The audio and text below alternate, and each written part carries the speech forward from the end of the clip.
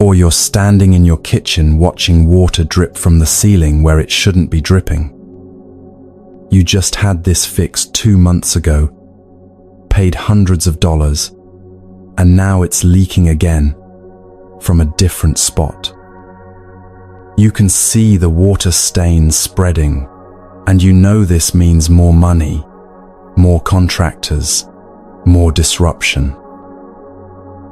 You feel that familiar sinking in your stomach, that mix of anger and helplessness. In your mind, you're demanding, stay fixed. Stop breaking. Why can't anything just work like it's supposed to?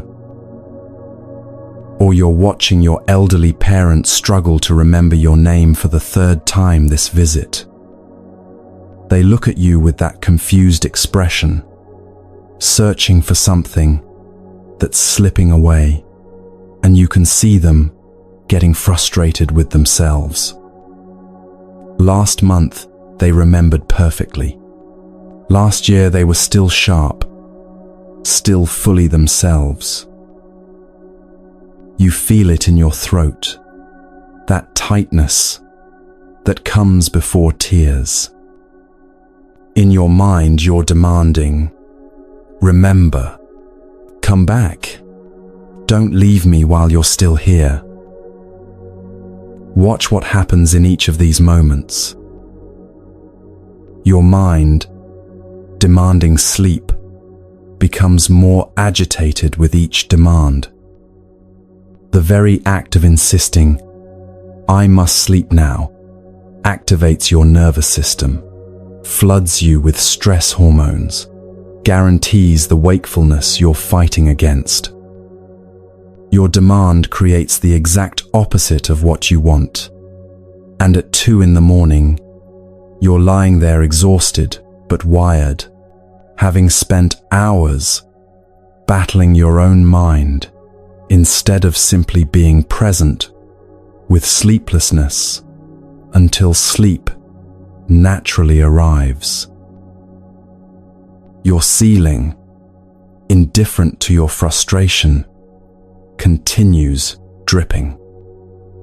Your demand that it stay fixed changes nothing about the plumbing, the water pressure, the age of the pipes, but it changes everything about your experience of this moment. What could be simply, there's a leak, I need to call someone, becomes an hours-long internal war with reality, with unfairness, with the universe that refuses to cooperate, with your very reasonable desire for things to just work. Your parent, lost in the fog of their failing memory, doesn't suddenly snap back because you want them to. Your demand that they remember, that they stay themselves, that time stops stealing them from you. None of it changes the relentless progression of their condition. But it fills this precious moment with your resistance instead of your presence, with your demands instead of your love, with your wish for them to be different instead of your attention to who they actually are right now. This is the suffering that comes from demanding what you cannot control.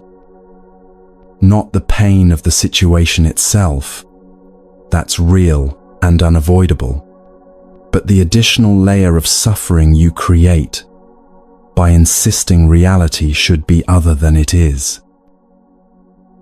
You can't demand your mind into sleep. You can't demand your house into staying fixed. You can't demand your parents' memory into returning. These things will unfold according to their own nature, their own causes and conditions, completely indifferent to your demands. But there's something you can control, something you have complete authority over, something that changes everything, even when circumstances don't change at all. Your response. Instead of demanding sleep, you can change your relationship to sleeplessness. Notice the thoughts arising without grabbing onto them. Feel the restlessness without fighting it.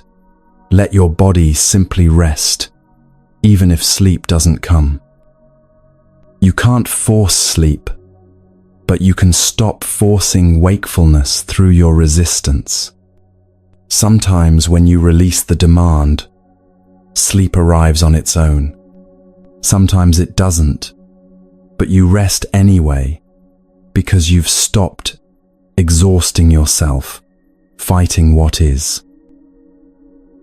Instead of demanding your house stay fixed, you can change your relationship to things breaking. Feel the frustration fully, without adding stories about unfairness. See the leak as simply information about what needs attention.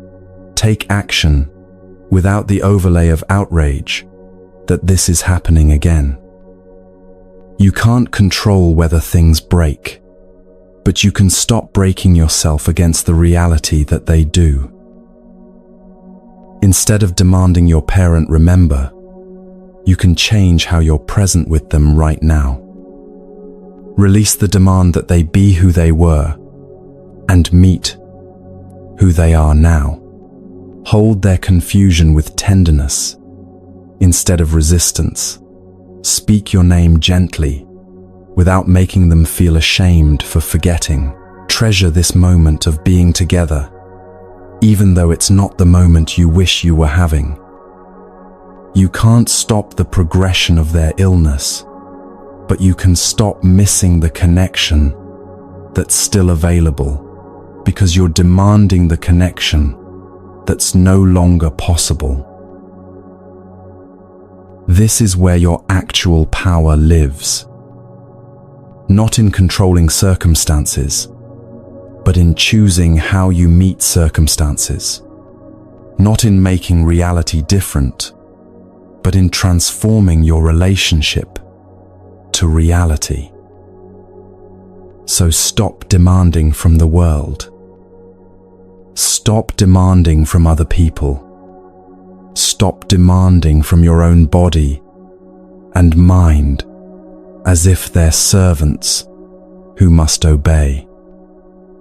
Redirect all that demanding energy inward toward the one thing you actually have authority over: your own presence, your own response, your own way of being with what is.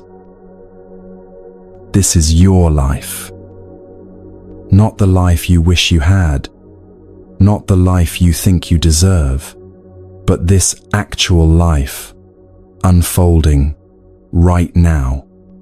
This is your mind experiencing these thoughts, these feelings, these reactions. You're the one here, present in this body, in this moment, with these specific circumstances. No one else can live this life for you or tell you how to respond. This is your steering wheel, and your hands are on it whether you acknowledge it or not. The question is, are you steering, or are you just gripping the wheel while circumstances push you wherever they want? There's a teaching story about a monk named Sona that captures something essential about this. Sona was completely dedicated to his practice. He would meditate until his legs went numb, walk in meditation until his feet bled, practice with such intensity that his body was breaking down. He barely slept, barely ate, demanded from himself constant, perfect effort because he believed that's what spiritual progress required. But he wasn't progressing. Despite all his effort, or perhaps because of it, he felt farther from peace than when he'd started. He was exhausted, discouraged. his body damaged, his mind agitated from the constant pressure he was placing on himself. The Buddha noticed and asked about Sona's background. Before becoming a monk, Sona had been a musician who played the lute. The Buddha asked him a simple question: when you tuned your lute, what happened if the strings were too tight? They would break, Sona said. And if they were too loose? No sound would come out, just dead notes, no music. And when they were tuned just right, then the instrument could make beautiful music, Sona said, and suddenly understood what the Buddha was showing him. Demanding from yourself works the same way. Too much demand, and you break, exhausted, burned out, damaged by your own excessive standards. Too little demand and nothing happens. You drift, coast, never develop, because you never challenge yourself. But when you find the right tension, demanding enough to grow, but not so much that you destroy yourself, that's when transformation becomes possible. This is how you take back the steering wheel. Not through force, not through harsh demands that break you, but through wise, sustainable attention to what you're actually allowing to shape your life, moment by moment. It's a game of influence.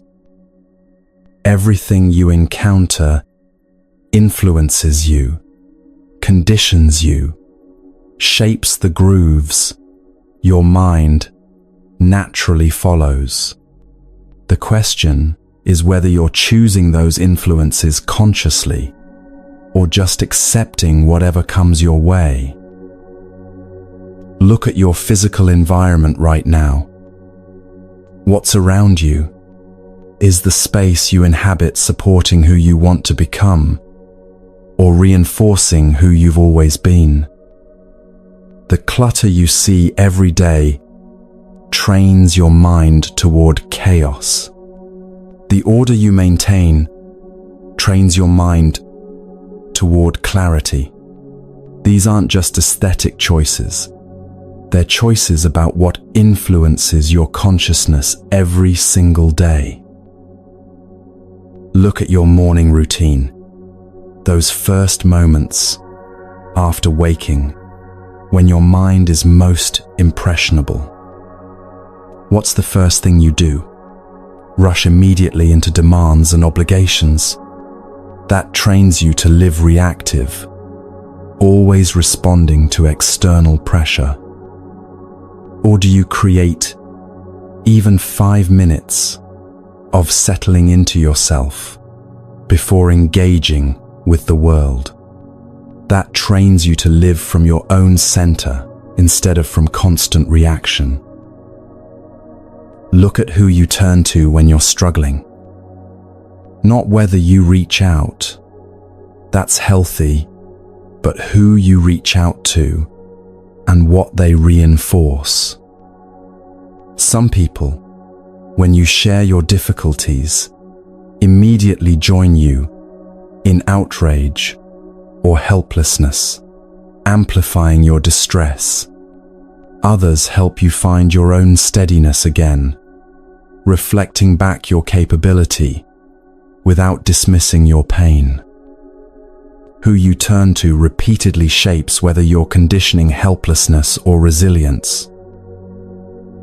Look at what you consume in those gaps throughout your day, waiting in line, between tasks, right before sleep. What fills those small spaces?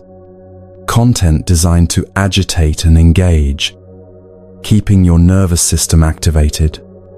That trains you toward constant stimulation, making stillness feel intolerable. or content that settles and centers, helping your system return to baseline. That trains you toward the capacity to simply be without needing constant input. Look at the internal narratives you rehearse when you're alone. Some people spend hours each day mentally replaying grievances, practicing arguments they'll never have, reinforcing stories about how they've been wronged or why things are unfair. Each rehearsal deepens those grooves, makes those patterns more automatic, conditions resentment as their default state. Others notice those narratives arising and choose not to feed them, not suppressing them, just not rehearsing them over and over. They practice different narratives, curiosity about why things happened, recognition of their own part in conflicts, or simply returning attention to what's actually present instead of stories about what should have been different. This trains a completely different mind. You get to choose these influences. Not perfectly. You can't control everything you encounter, but you have far more choice than you're exercising. If you're just accepting whatever comes, letting algorithms decide what you see, letting habits decide how you spend your attention, letting old patterns decide what narratives you rehearse. Don't let randomness decide what influences you. Don't let convenience determine what shapes your mind.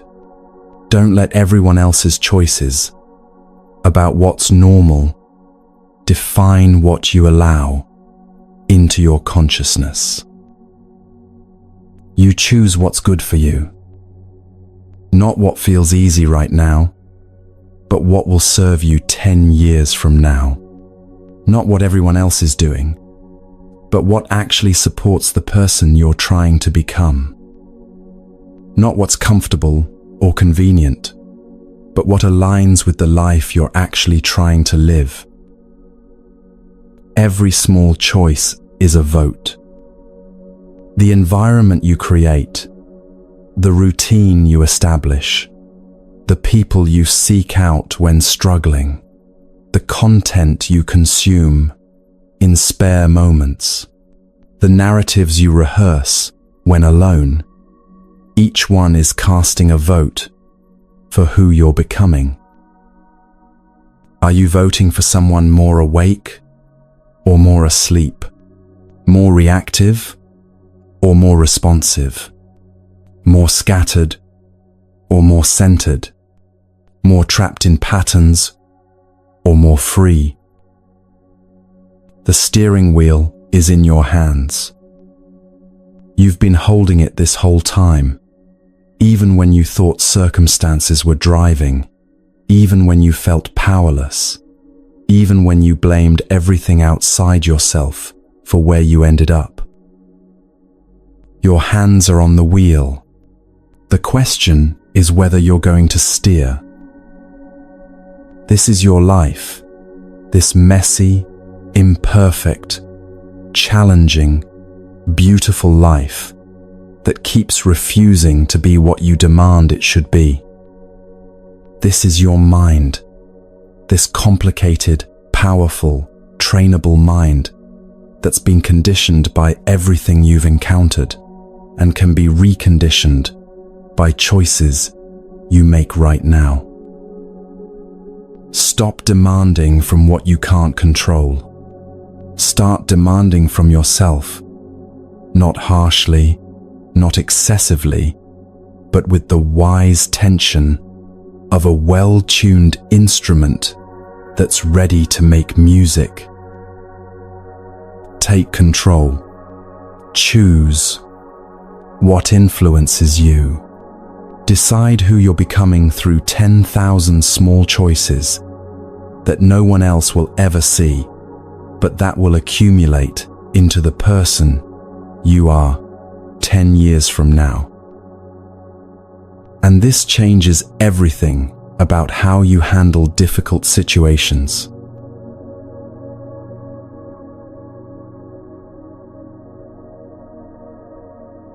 There's a moment that comes every morning. Your alarm sounds, and in the space between sleep and waking, before thought fully forms, your hand reaches for your phone. It's automatic, practiced, a pattern repeated so many times that your body performs it without conscious decision. The blue glow fills your eyes. Notifications cascade down the screen, and suddenly you're reacting to the world before you've even felt your own breath. This feels comfortable, familiar, easy. Or there's another moment, maybe at work, when a colleague says something that lands wrong in your chest. A small criticism, a dismissive tone, something that stings. You feel the impulse to speak, to defend yourself, to clarify what they've misunderstood. But speaking up would be uncomfortable. Your voice might shake. They might argue back. The moment might become tense and awkward. So you stay silent. Swallow the feeling. Tell yourself, it doesn't really matter. This feels comfortable too. Safer, easier than the alternative. Or evening arrives and you're finally home, finally free of the day's demands. You know you plan to meditate or exercise or work on that project you care about. But the couch is right there, the TV is right there, your phone is right there, offering infinite ways to make the next few hours disappear without effort. And you're tired, so tired. Surely you deserve rest, deserve comfort, deserve ease after a long day. This feels like self-care. Like being kind to yourself, like choosing what your body is telling you it needs. But watch what actually happens in each of these moments over time. The morning phone ritual means you start every single day reactive instead of centered. Your nervous system activates before you've even stood up, checking, comparing, responding, worrying about what others said, or need, or expect.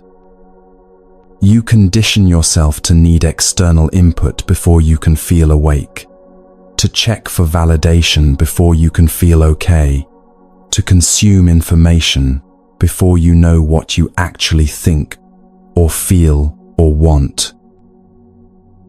Do this for a year, and you've lost 365 mornings of meeting yourself first, of setting your own intention before responding to others' agendas, of starting your day from your own center. Do this for 10 years, and you've forgotten what it feels like to wake up as yourself, instead of immediately becoming a responder to notifications. The silent moment at work, swallowing your truth to avoid discomfort, means your authentic voice grows weaker, while your people-pleasing grows stronger. Each time you choose silence over honesty, you train yourself that your truth matters less than others' comfort, that keeping things smooth is more important than being real. You condition yourself toward a particular kind of safety that's actually a cage, the safety of never risking rejection by never showing up honestly. Do this for a year, and your relationships become performances careful dances where everyone's pretending and no one's connecting.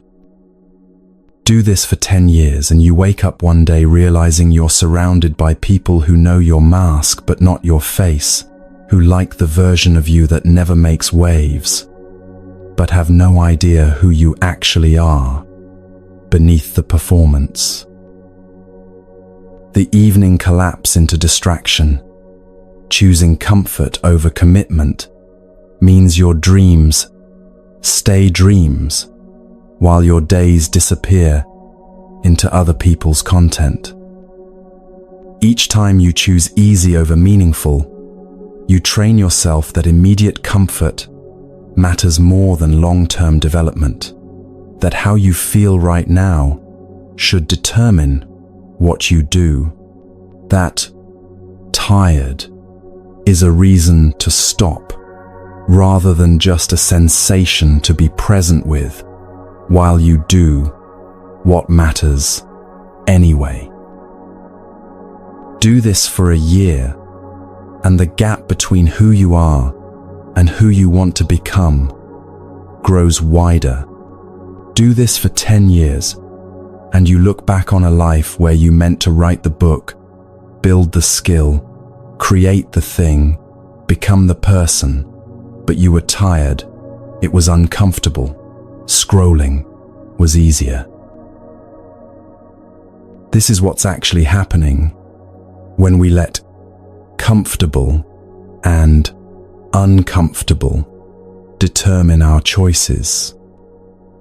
We think we're just responding sensibly to how we feel in the moment. We don't realize we're conditioning patterns that will shape our entire lives. There's an old teaching from a Zen master to a student who couldn't maintain his practice. The student kept saying, "I want to meditate, but I just don't feel like it. I want to study, but it's uncomfortable sitting still that long. I want to change, but choosing what's difficult feels too hard." The master asked him, "When you're sick and the doctor gives you medicine, do you only take it if it tastes good?" The student looked confused. "No, of course not. I take it because it heals, regardless of taste." "Then why," the master asked gently, "do you only take medicine for your mind if it feels comfortable?" This question should land in your chest and stay there for days. Not because it's a clever philosophical puzzle to solve intellectually, but because it exposes something most of us have never questioned. We've been using comfort and discomfort as our primary decision-making criteria for our entire lives, and we've never once asked whether that's actually wise. We don't refuse antibiotics because they taste bad. We don't reject chemotherapy because it makes us nauseous. We don't decline surgery because recovery will be painful. When it comes to physical health, we understand that what matters isn't how something feels, but whether it heals. But when it comes to mental health, emotional health, spiritual health, we treat comfort like it's the goal, and discomfort like it's the enemy. We choose what feels easy over what's actually beneficial. We avoid what's uncomfortable, even when discomfort is exactly the medicine we need. Meditation feels uncomfortable, body restless, mind racing, everything in you wanting to move, to check your phone, to do anything except sit with your own experience. But that discomfort is the medicine working. It's showing you how scattered your attention has become, how dependent you are on external stimulation, how rarely you're actually present with yourself. The discomfort is revealing what needs to be seen so it can be healed. Scrolling feels comfortable, no effort, constant stimulation, endless novelty. But that comfort is the poison working. It's fragmenting your attention, training you toward distraction, conditioning you to need constant input to avoid being present with yourself. The comfort is hiding the damage it's doing.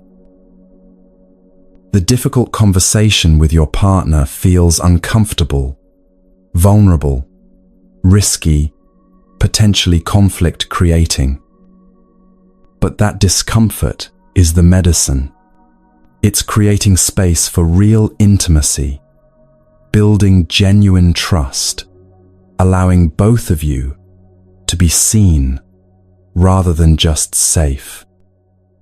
The discomfort is what transforms surface-level harmony into deep connection. Avoiding the conversation feels comfortable. No risk, no tension. Everything stays pleasant on the surface. But that comfort is the poison.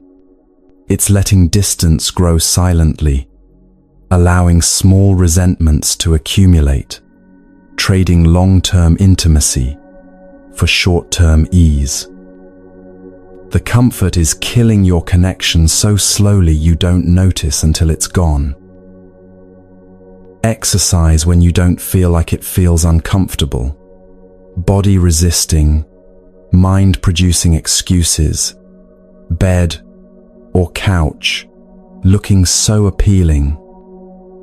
But that discomfort is the medicine. It's building strength, training discipline, teaching you that you can do things regardless of how you feel about doing them. The discomfort is making you stronger in ways that matter far beyond physical fitness. Staying on the couch feels comfortable, no effort, just rest. But that comfort is the poison. It's weakening your body, reinforcing the habit of choosing ease over growth, stealing from your future health to buy momentary rest you don't actually need. The comfort is making you weaker in ways you won't notice until your body starts breaking down. Do you see the pattern? Comfort and benefit are not the same thing. They're often opposites. What feels comfortable in the moment frequently undermines your long-term well-being. What feels uncomfortable in the moment frequently serves your deepest growth. This is why Buddhist practice asks you to remove two phrases from your vocabulary entirely. The first, "This is comfortable," or "This is uncomfortable." The second, "I feel like it," or "I don't feel like it." These phrases make comfort your authority, your feelings, your guide, your momentary sensations, your decision maker. They suggest that how something feels should determine whether you do it, as if pleasant sensations mean beneficial action and unpleasant sensations mean harmful action.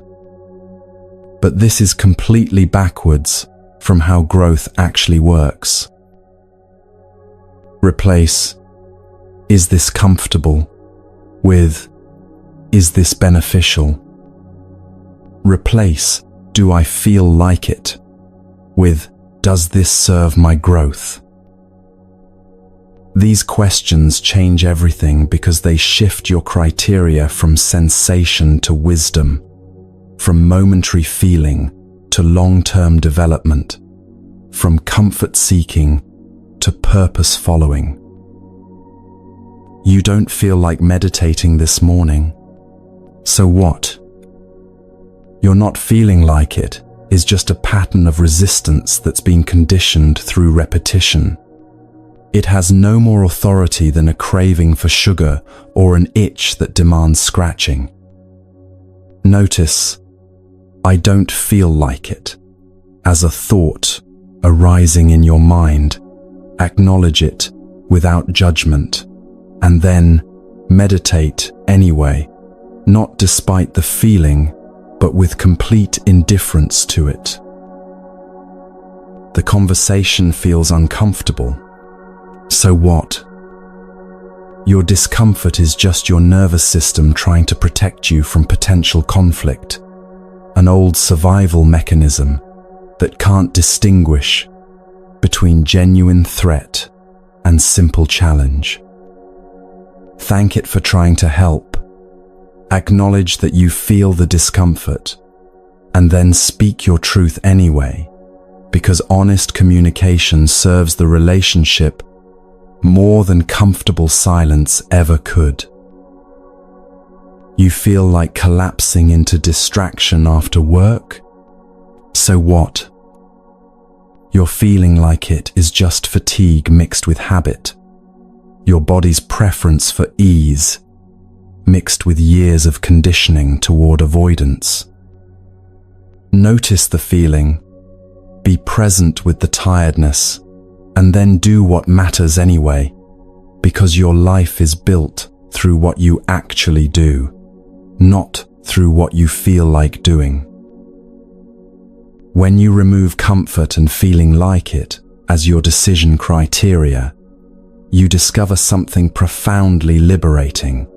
You can do things regardless of how you feel about doing them.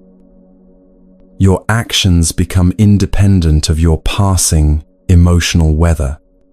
You're finally free to act according to your deeper values instead of your surface moods.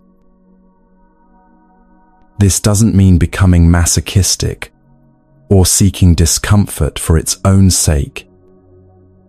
It's not about punishing yourself or treating all pleasure as suspect.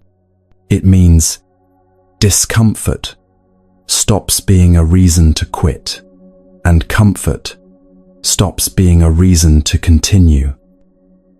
Both are just sensations, just weather, just passing states that you can be present with while you choose your actions based on what actually serves your development. Sometimes, what serves you is comfortable, nourishing rest when genuinely exhausted, connection when lonely, warmth when cold. Sometimes what serves you is uncomfortable, honesty when it's risky, discipline when it's hard, presence when you'd rather escape. The point isn't always choosing discomfort. The point is removing comfort as the deciding factor. This goes against everything modern culture teaches. We're taught that comfort is the goal, that convenience is progress, that making everything easier is obviously better. Entire industries exist to eliminate discomfort from your life, to make things faster, smoother, more effortless, more pleasant. We're taught that if something's uncomfortable, you should find an easier way, try something else, stop doing it. We're taught that discomfort means something's wrong.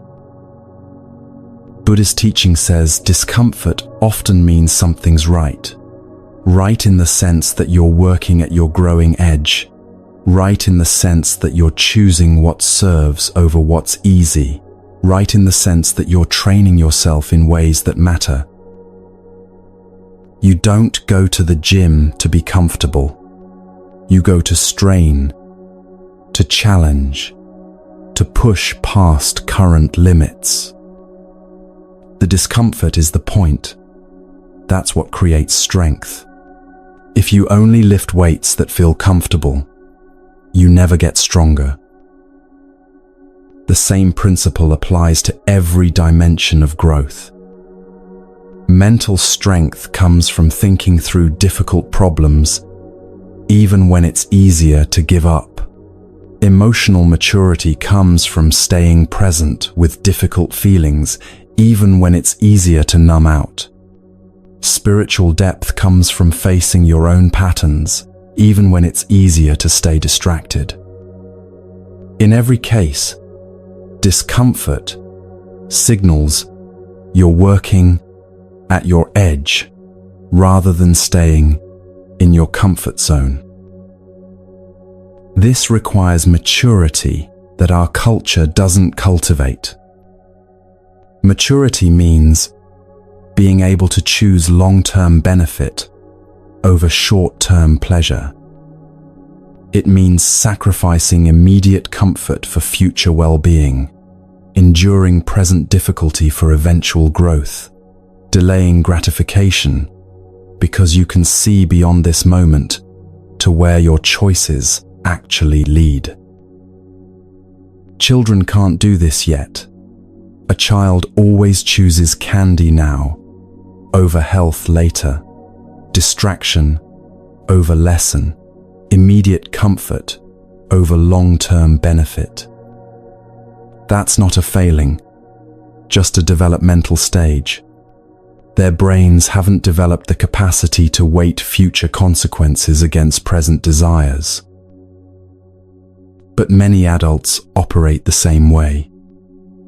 They choose immediate gratification over long-term health, instant entertainment over meaningful work, comfortable lies over uncomfortable truths, momentary ease over sustained development. They're making decisions like children, driven by what feels good right now, with little consideration for where those choices lead over years and decades.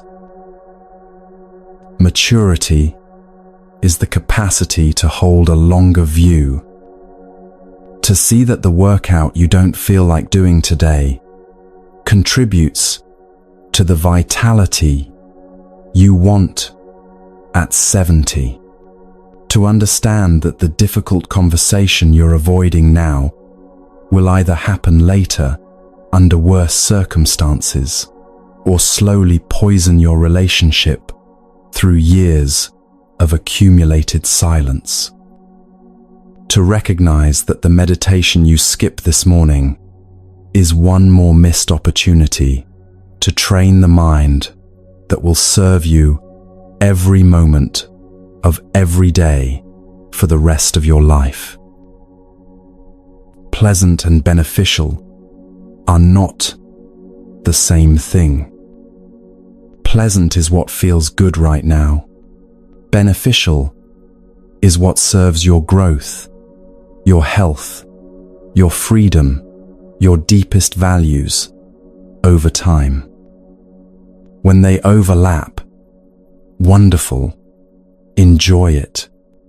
When they conflict, maturity means choosing beneficial over pleasant, medicine over candy, what serves over what's easy. This is the wisdom of delayed gratification, understanding that the greatest satisfactions in life usually require short-term discomfort. The satisfaction of a body that moves well comes from years of uncomfortable workouts. The satisfaction of a skill truly mastered comes from hours of uncomfortable practice.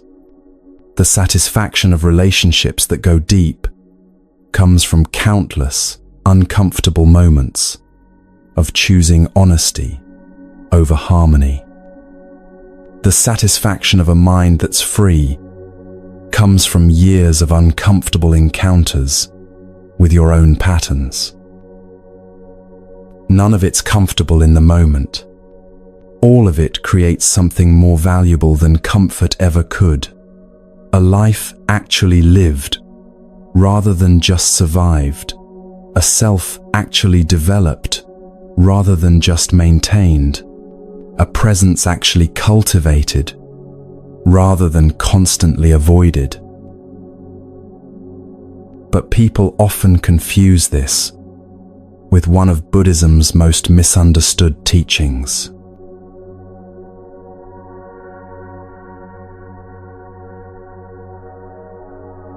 The teaching people often confuse with what we just discussed is karma.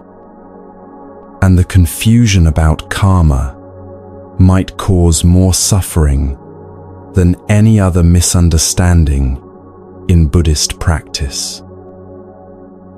Let me tell you about a man named Sandana. Every morning before dawn, Sandana would walk through the garden behind the wealthy household where he worked, collecting flowers in the darkness. His hands knew the stems by touch, lotus blossoms still closed, jasmine releasing its night fragrance, marigolds cool with dew. He would gather them carefully, arrange them beautifully at the household shrine, perfect offerings to honor the family's devotion. Every evening as the sun set, he would return to collect those same flowers. Now wilted, faded, their beauty spent, he would gather them without ceremony and throw them in the trash. Day after day, year after year, the same ritual. Fresh flowers in morning light, wilted flowers in evening shadow, always ending in the trash. He had done this for so long that his hands moved without thought. His feet followed the path without attention. His mind was somewhere else entirely, usually rehearsing all the reasons his life would never change, could never be different, was fixed by forces beyond his control. One evening, as Sandana was throwing away that day's wilted offerings, a wandering teacher happened to walk past. The teacher, it was the Buddha, stopped and watched Sandana for a moment. Then he asked a simple question. Why do you throw these flowers away? Sandana barely glanced up.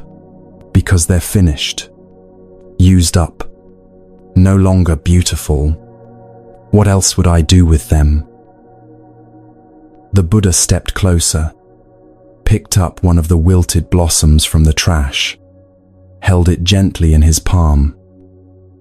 This flower served its purpose beautifully this morning. It offered its fragrance, its color, its presence.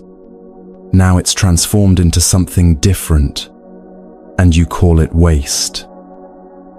He looked at Sandana with eyes that seemed to see right through him. Tell me, why do you treat yourself the same way? Sandana's hands stopped moving. What? You've decided you're finished too, haven't you? Used up. Your purpose already determined and nearly spent. I can see it in how you move, how you barely look at the flowers anymore, how you've stopped seeing anything including yourself. Something in Sandana's chest tightened. Tears came suddenly, unexpectedly. You don't understand, he said, his voice breaking. My karma was decided the moment I was born. Low caste, poor family. This work, this is what I am. This is what I will always be. The universe determined this before I took my first breath, and there's nothing I can do to change it. I'm like these flowers. My purpose was small, and now even that's nearly finished. The Buddha sat down right there on the ground. gestured for Sandana to sit beside him. "Let me tell you what karma actually is," he said gently, "because what you think it is, that's killing you more surely than any circumstance ever could." He picked up a small stone, tossed it gently down the hill. They both watched it roll, bouncing, finding the natural grooves and channels in the earth, following the path of least resistance until it came to rest. "Your karma is like that stone's path," the Buddha said. "It moves in a certain direction because of forces acting on it. The slope of the ground, the channels already carved by water, the obstacles in the way. But look, if I had thrown the stone differently, if someone had dug a new channel in the earth, if rain had created a different path, would the stone have rolled the same way?" "No," Sandana said quietly. "Your karma is not a sentence pronounced by the universe," the Buddha continued. "It's the momentum of patterns you've been repeating.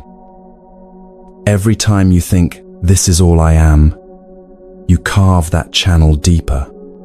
Every time you move through your day without seeing, without presence, without recognizing that this moment is new, even if your actions are old, you're choosing the same path again.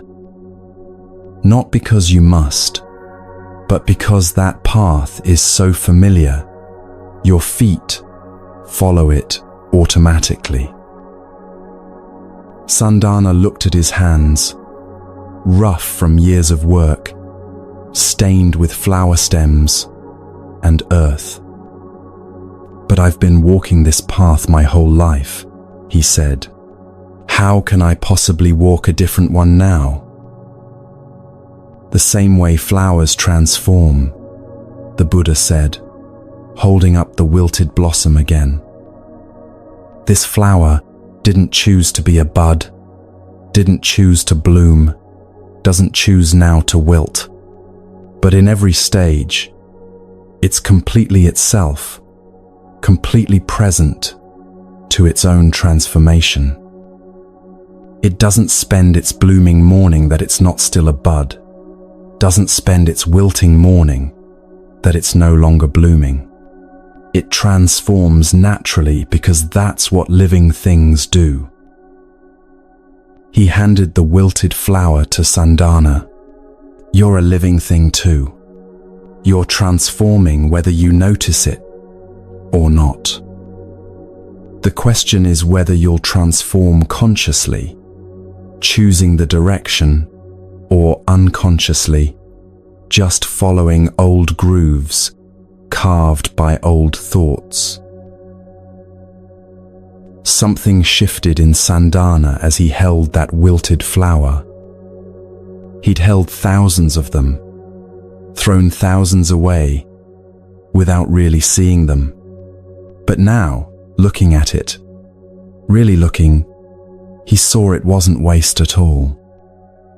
It was completion, transformation, the natural cycle of things changing form without losing their essential nature. "Start small," the Buddha said, standing to leave. "Tomorrow morning when you gather flowers, actually see them. Tomorrow evening when you collect them, actually honor what they've offered instead of just discarding them. Not because it will change your caste or your circumstances, but because it will change the path your attention walks, and where attention goes, everything follows." Sandana did start small. The next morning, he paused at each flower before cutting it. He noticed the way the lotus held water in its petals, how the jasmine's fragrance shifted as sun touched it, the precise geometry of each marigold's petals. Just noticing, just being present with what was actually there, instead of moving through the routine half asleep, as he'd done for years. That evening, instead of throwing the wilted flowers directly in the trash, he began composting them carefully. He created a small area in the corner of the garden where wilted flowers would slowly become soil, feeding next season's blooms. The task took no more time than throwing them away, but his attention had completely changed. He was present with the transformation instead of just discarding it. These seem like tiny changes: noticing flowers, composting instead of trashing. But something profound was shifting in Sandhana's daily experience. When the thought arose, "I'm just a low-caste florist," instead of believing it automatically, he would pause and ask, "Is that thought true right now, in this moment, or is it just an old groove my mind follows?" When he felt the urge to move through his work automatically, he would bring his attention back deliberately. What am I actually seeing, smelling, touching right now? Over weeks, then months, these small redirections of attention accumulated. He started noticing which plants thrived in shade versus sun, which soil mixtures produced the healthiest blooms, which flowers could be propagated and which couldn't. He began experimenting, not because anyone asked him to, but because his attention was now actually present with the work. Children from the neighborhood would watch him tending the garden, and he started showing them what he'd learned. Not teaching formally, just sharing when they asked questions. "This one needs more water. This one will bloom next week if we're patient. This one's seeds can grow into next year's garden." More children came, then their parents, asking advice about their own small gardens. The household noticed his increased care and gave him more responsibility. Other wealthy families asked for his guidance. Within 2 years,